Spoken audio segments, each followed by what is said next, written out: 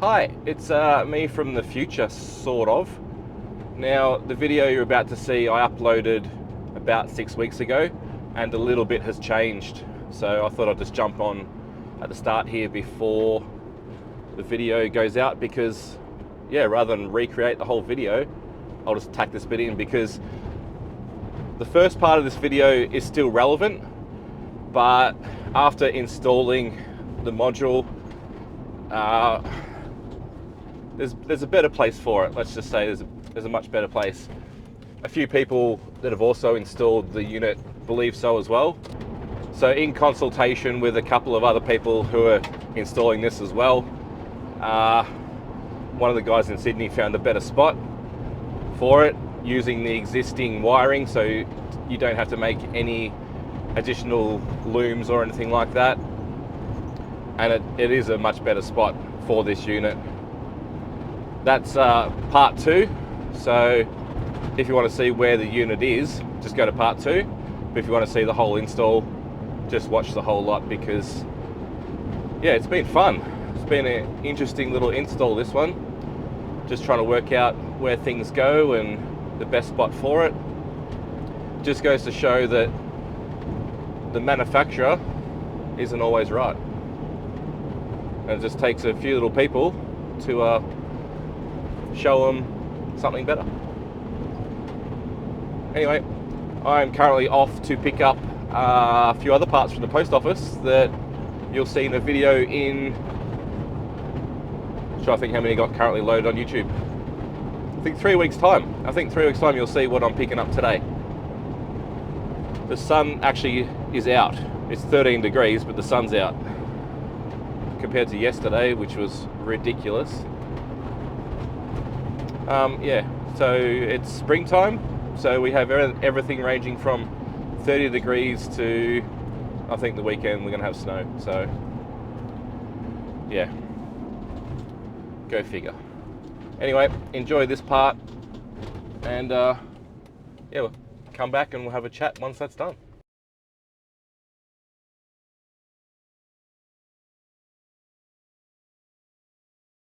Alright, so here's the current state of the bike. I have the original Pirelli back on the rim with a tube this time, so that's hopefully not going anywhere. The aftermarket Bart tubeless wheels are still on order, they haven't arrived yet, so this is what we have to roll with at the moment for some little trips. There's still a crack in there, so can't do much about that. But what we have changed is we have a full SC Projects DCAT, SC Projects muffler with the baffle removed. We are now flowing a lot more air. So the tuning levels are a little bit off in the bike now. There's pops and bangs and crackles and all that sort of stuff. It is getting a little bit lean up top. So it's time to run the Rapid Evo module. To do that, everything has to come off the bike again. So I didn't worry about putting the bash plate back on after I did the DCAT, because now everything has to come off. Not going to bore you with that, so I'll get it back in the shed. I'll show you what actually comes in the package with the Evo module. Get everything stripped off, and then we'll go from there. So in the box, you get the module, of course. Apparently it's held on by double-sided Velcro on the bottom right-hand side of the fuel tank, so we'll see how that all works out. Obviously you get your wiring harness, that's why we have to pull the bike apart to run to everything that we need to. USB to serial converter cable, so we can plug it into a laptop, view the software and that sort of thing. Really good instruction manual, but that's what we're going to go through today. We're pretty much going to follow that guide and just record it, that's all. Okay, first thing according to the book, remove negative terminal.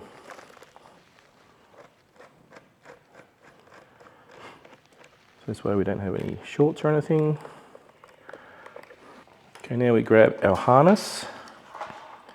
So this is the part that goes into the module, and these are all accessories that plug in later on. So it's an auxiliary. That one's for USB, I'm pretty sure. And that's the CAN bus, so that can go all the way back into there. But the one we want to find at the moment is injectors, which is this one. So these are your injectors here. that's what we're going to be tapping into. So it's the one on the right, it's a 3-pin, the one on the left is a 6-pin. I'll just grab a little screwdriver for that.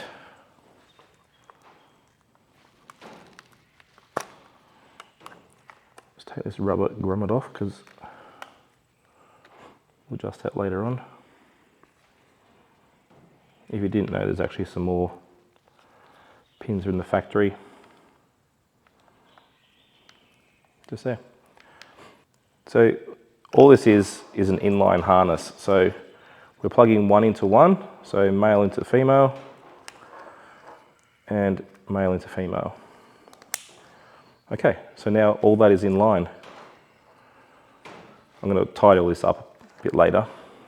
Right next to the injectors, we have the throttle position sensor, TPS, which is as it's marked. And let's find the TPS on this one. TPS. Plug.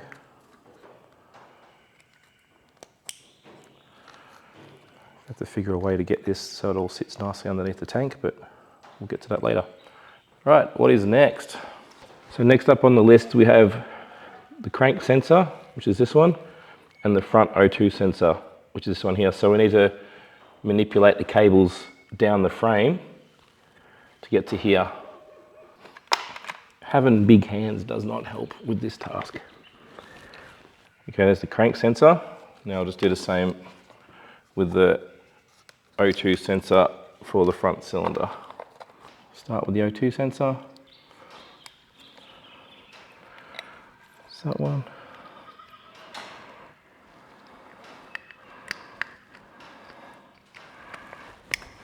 It's that one.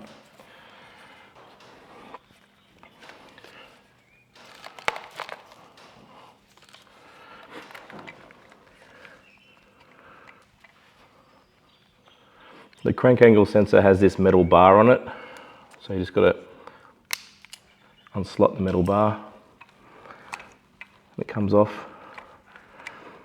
Then we'll just reseat it so don't have any issues there.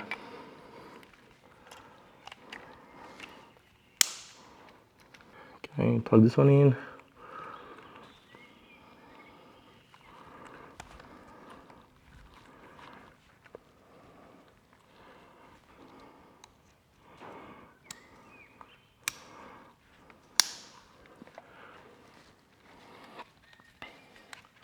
We'll do a bit of cable management after you sort of get it all plugged in, just so we don't have things flopping around everywhere, touching exhaust, all that sort of junk. And the last one we have to do is the rear O2 sensor, which is this one. Easiest way to get to it though is just take these plastics off. Slide that out of the way, and there we have it under there, all cable tied. So just give that a snip. Now, if we can somehow weave this down in between here, which I can't see that happening. It's not going to happen. So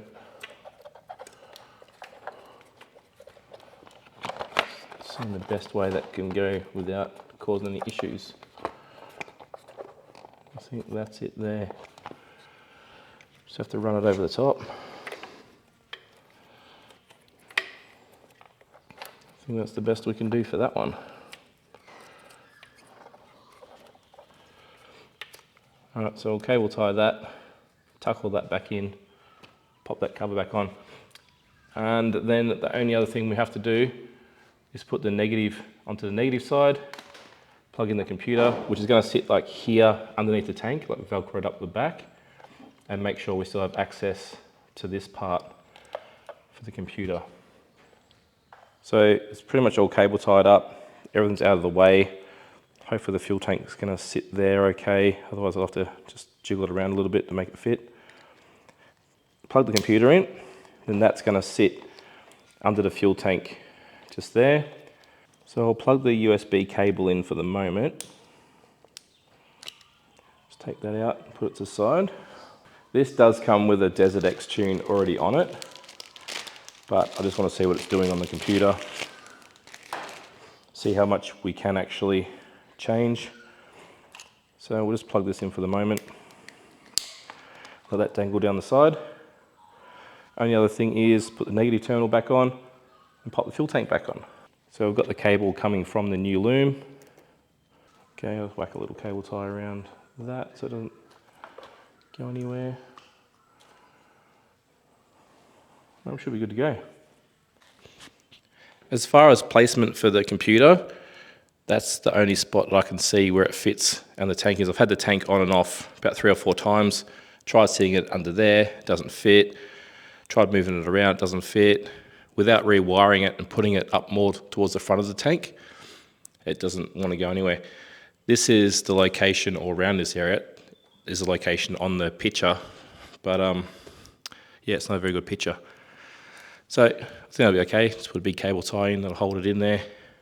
Now you have to have this module like really tucked away in here, otherwise it does foul on the tank and then you can't get the back bolt in, which I just found out.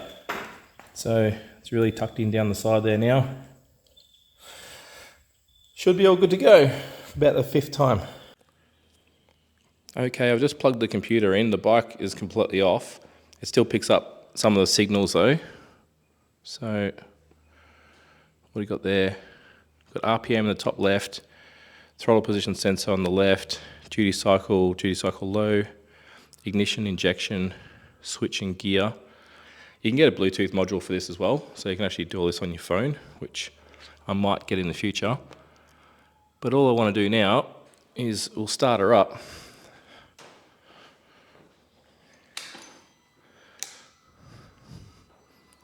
So anything switch over when that, no. Start her up.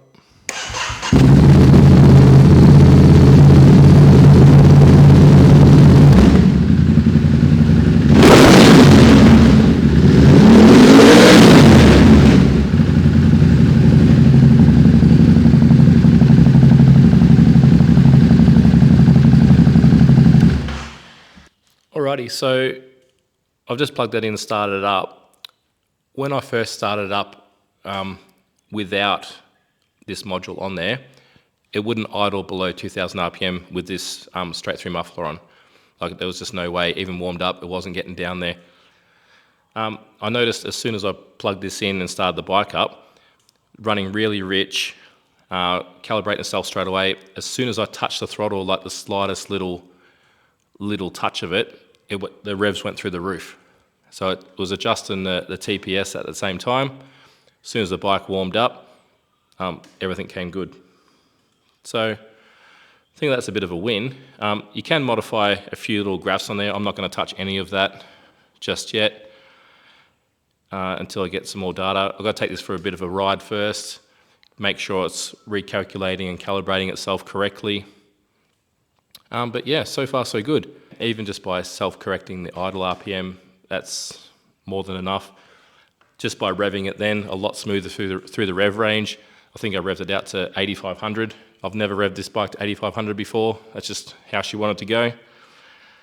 I think it's going to be good. So I'll finish putting all this back together and then we'll go for a ride. Now, the best place to hear an exhaust go on full tilt is obviously through a tunnel. I don't have any tunnels close to where I live, but I do have an underground car park. So let's go there. Here we go.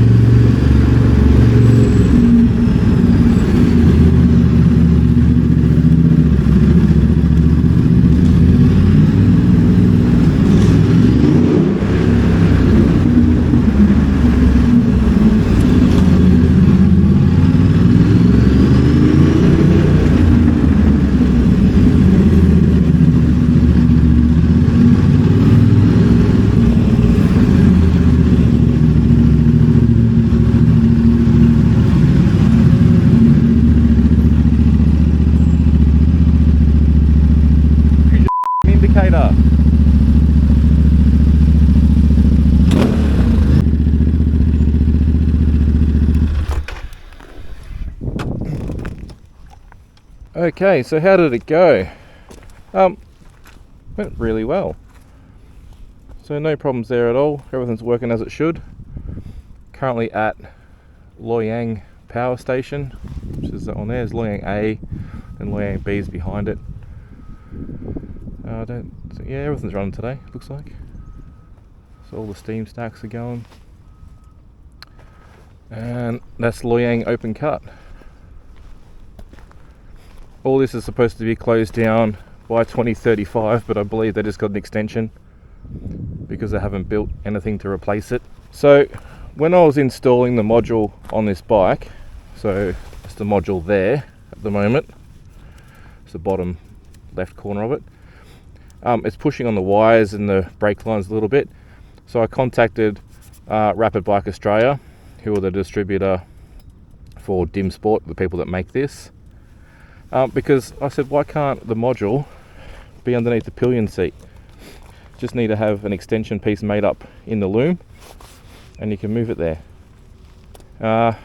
They've had a few people, been in contact with a few people, and they all think the same thing, that here is not the best spot. Like, it works fine, but it's just really, really crammed in there. Like, why not make it a spot where on most other bikes it actually does sit underneath the pillion? But yeah, that's for a different video, so I will keep you up to date on that one. But at the moment, that's where she's going to run. Worst case scenario, I take the whole loom out and redo the loom myself, which will be a whole different video, that one. Anyway, on to the next thing.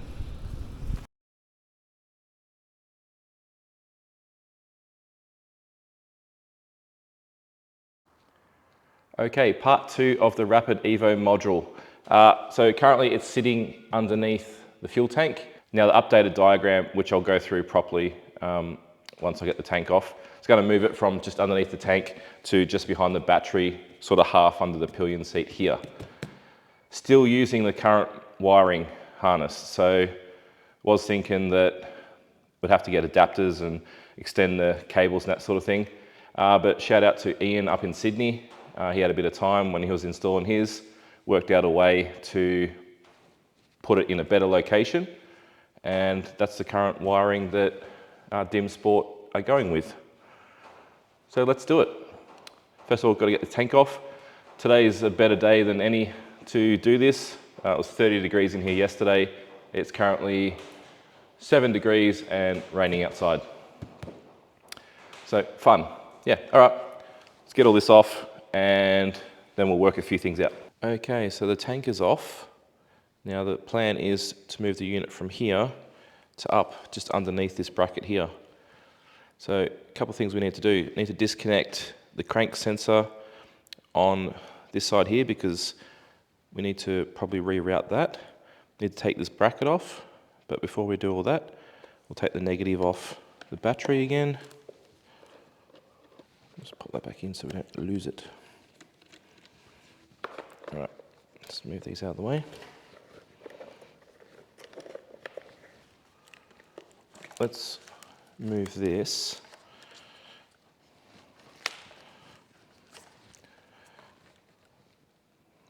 Okay, so I need to get, I'm thinking a lot of that could actually probably even go underneath this bracket. So let's take this bracket off as well. Take the pillion seat off and we'll take that bracket off. We'll go from there. I just don't think the location up the front there is the best place for it. So I'm going to try and get it underneath here, but we're still a bit short on the cables. So I'm going to have to do a bit of rerouting to get this to fit. So at the moment, I need the rear O2 sensor to be longer and the crank sensor to be longer. So let's take these covers off, work out what's going on. Take that plate off.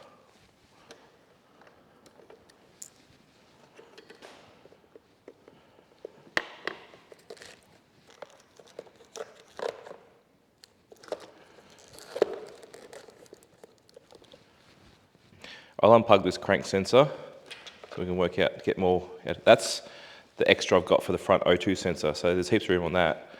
But the crank sensor, we need a little bit more room. So able to move the crank sensor up from the bottom more towards the top. So it's just a matter of cable tying all that together now to keep it all nice and tight. And that'll get tucked away even against the frame there. But what that's enabled us to do is get enough room for this cable for the unit. So I've still got to work out this cable for the rear O2 sensor. So I'll take this bracket off and the rear pillion seat, and we'll work out how to mount this guy. So once the pillion seat's removed and that little bracket, there's like super tiny little Torx screws. Take them out for this plastic bit, which has the powered socket on it. Now we need to take this out and disconnect the power socket.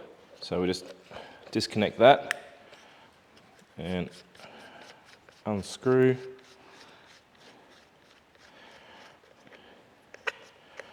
Don't need that anymore. Put all this back together. All right, just gonna let that sit there for a minute. Probably should give that a bit of a clean up. But first, let's see if the module's gonna fit. So ideally, awesome. A little bit of a gap under there, but I'll get some rubber. So I'll use the Velcro, stick to that once I get a bit of a clean up, and do our cables fit. Oh, heaps of room, look at that. It's almost like it was made for it. Who would have guessed it? And click this in now because that's not going anywhere. Now I can run the cables properly. Oh, just down the side here for the rear O2 sensor. So for the rear O2 sensor, if you give it a good push on the plastic that houses all this, you can get the connections through. And that'll keep it all nice in the one area. I don't have any tension on any cables, which is good. Even the crank sensor on the other side, I've managed to get up high enough that it's nice and loose, which is exactly what I'm after. Alrighty, so it's time to start mounting the module in. Just going to throw some Velcro on it, just across the back to push it in. This is just a heavy duty Velcro.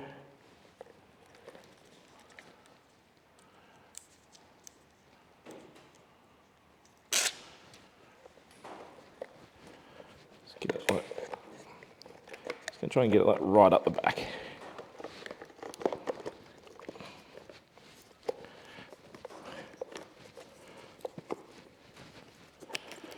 It's pretty good. Then to make it sit in there a little bit better, got about 8 mil of rubber, just a couple of little pieces. Just slot them together.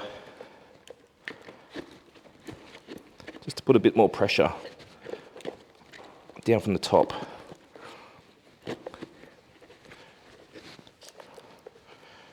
There we go, that is not going anywhere. Okay, let's throw all this back together. Put this bracket back on.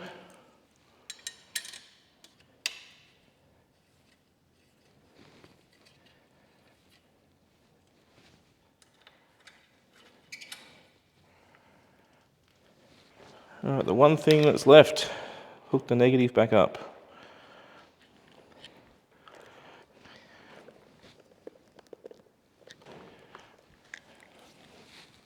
And we are done. Put the fuel tank back on, back in business. So let's talk about why I went for this module as opposed to a flash tune or something from Ducati. Let's just say, first of all, something from Ducati, way too expensive. Yeah, I didn't want to go down that exhaust route and then have them flash tune it and that sort of thing. A couple of reasons.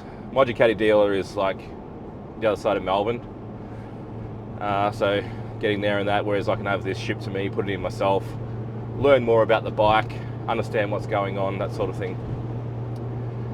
Why didn't I go with a flash tune from somewhere else? Exactly the same reason. The only one that I know of that's capable of doing a decent job in the Melbourne area is still 200 k's from me. If I'm out in the middle of nowhere and something goes wrong with this unit, which I hope it doesn't, but let's just say something does, I can unplug it and plug it all back and the bike's completely back to stock standard. Not a problem. So that's the main reason why I like the standalone unit rather than a flash unit. If something goes wrong with your tune, you don't really have any option if it's been flashed, unless you've got the module yourself. Some people can go down that route, but if you went to somewhere to get it tuned, generally they won't give you that. It's just like, there's your tune, that's it. Anyway, so I hope that was helpful. A few more things coming up, and then I'm actually off on some trips. So that's going to be fun. Now that the weather's getting a lot better, let's just say the weather's trying to get better. It's a little bit crazy at the moment. It's a bit up and down. A few areas that I was looking at going to now covered in snow. And the tracks were supposed to open up next week, but I think that's been pushed back because there was fires up there like 2 weeks ago as well, and now there's snow, so the tracks are just probably going to be an absolute mess. So I might just leave that for a little bit, just go on a little bit of a road journey. First up, make sure the bike's back to 100% again, which it should be, especially after what I just picked up in the back gets put on the bike. But yeah, hope it's been fun. So yeah, I'll see you in the next one.